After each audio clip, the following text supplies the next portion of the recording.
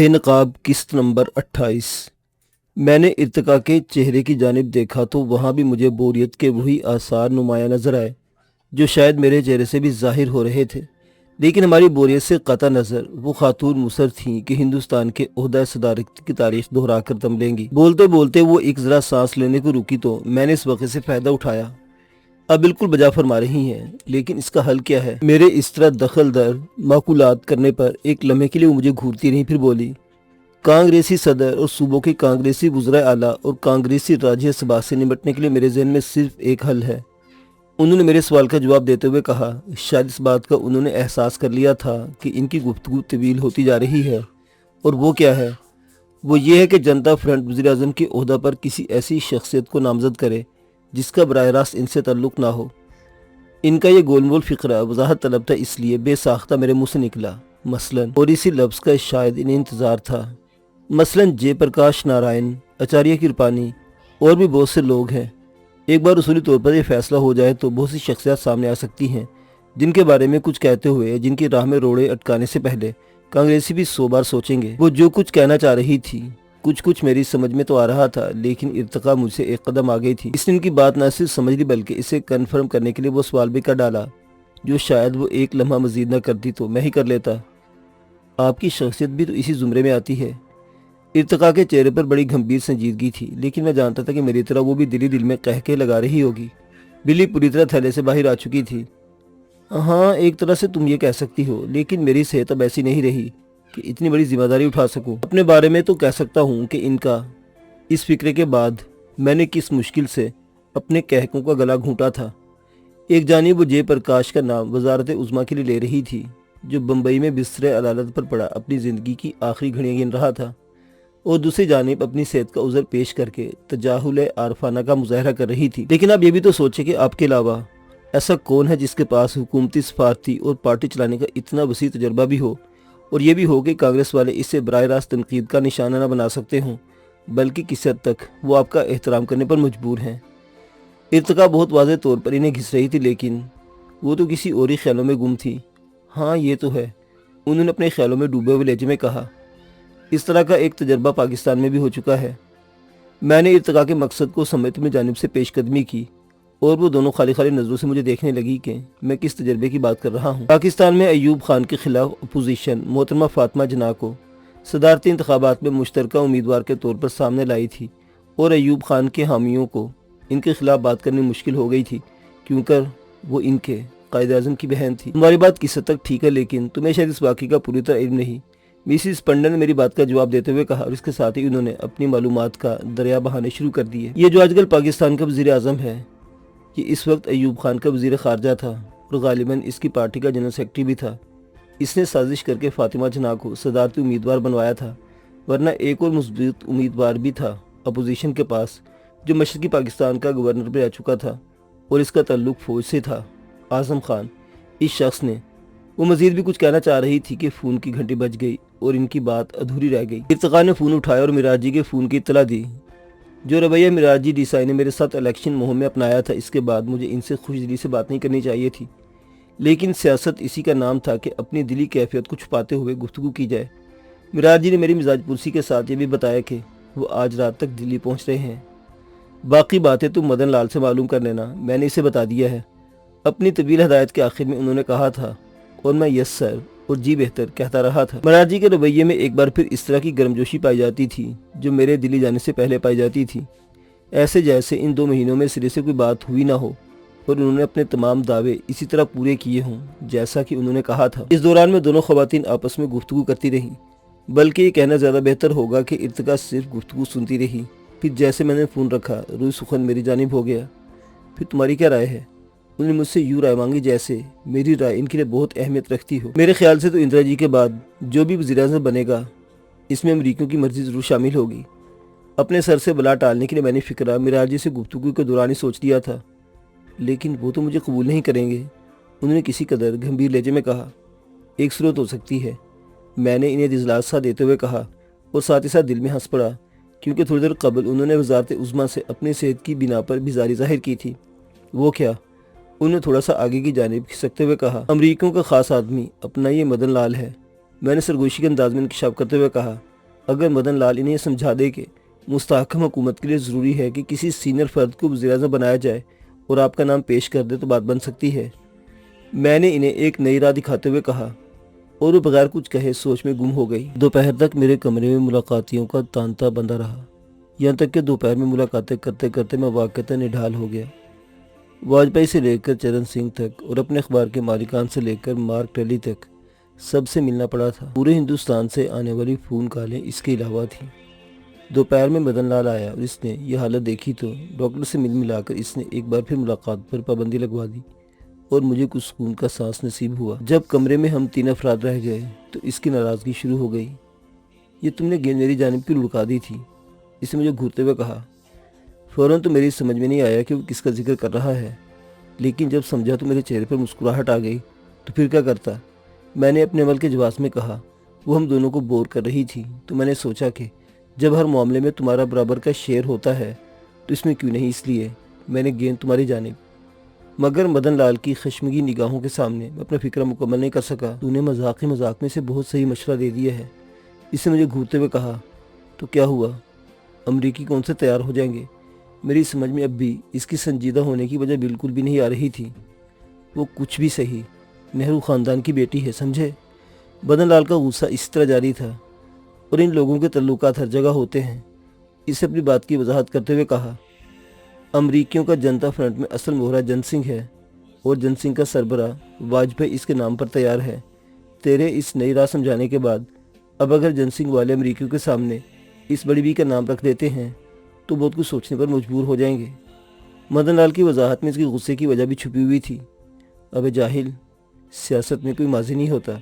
مجھے معلوم تھا کہ ارتقا کی موجودگی نے میرے القابات کو صرف جاہل تک محدود رکھا تھا، ورنہ بات بہت آگے مغلظات تک جاتی۔ جن سنگھ کے پاس اپنا تو کوئی امیدوار ہے نہیں، اس لیے کیا اعتراض ہو سکتا ہے اگر ایک معقول مہرہ مل جائے۔ مدن لال کا غصہ ابھی تک جاری تھا، لیکن واجپئی صاحب تو آئے تھے، انہوں نے تو اس طرح کی کوئی بات نہیں کی تھی۔ ارتقا میری مدد کو آئی تھی، لیکن مدن لال نے اسے بھی جھاڑ دیا۔ آیا تو چرن سنگھ بھی تھا، لیکن اس نے بھی کوئی بات اس لیے نہیں کی ہوگی کہ ابھی ہر ایک نتائج کا انتظار کر رہا ہے کہ کس کے کتنے امیدوار کامیاب ہوتے ہیں۔ اور پھر یہ بات بھی ہے کہ سکندر کو مرارجی کا آدمی سمجھا جا رہا ہے کیونکہ اس کا ٹکٹ انہی کی پارٹی کے کھاتے میں ہے۔ مدن لال نے ارتقا کی دلیل کو رد کرتے ہوئے کہا، نہیں، چرن سنگھ نے بھی سرسری طور پر بات کی تھی۔ میں نے مدن لال کی غلط فہمی دور کرتے ہوئے کہا۔ وہ کیا کہتا ہے؟ مدن لال نے دلچسپی لیتے ہوئے کہا، یہ بات تو تم جانتے ہی ہو کہ اس نے میرے حلقے میں 2 جلسوں سے خطاب کیا تھا۔ اس کے حوالے سے گفتگو کر رہا تھا کہ جب آپ کو ہماری ضرورت پڑی تھی تو ہم نے آپ کا ساتھ دیا تھا، اب ہمیں آپ کی ضرورت پڑی تو امید ہے آپ ہمارا بھی ساتھ دیں گے۔ میرا فکرہ مکمل ہوتے مدن لال بول پڑا، خود غرض مطلبی احسان فراموش۔ اس کی بڑبڑاہٹ ابھی جاری تھی کہ ارتقا نے اس کی بڑبڑاہٹ میں دخل دے دیا۔ آخر کتنے لوگ وزیر اعظم بننے کے امیدوار ہیں؟ اور مدن لال کی بڑبڑاہٹ مزید تیز ہو گئی۔ 4 دن پہلے تک کسی کو یقین نہیں تھا کہ جنتا پارٹی کو اکثریت مل بھی سکتی ہے، لیکن اب 3 دن میں جسے دیکھو وزیر اعظم بننے کا خواب دیکھ رہا ہے۔ ہم دونوں نے دخل در معقولات کرنا مناسب نہیں سمجھا، کیونکہ وہ وزارت عظمیٰ کے خواہش مندوں کا غصہ ہم پر بھی اتار سکتا تھا۔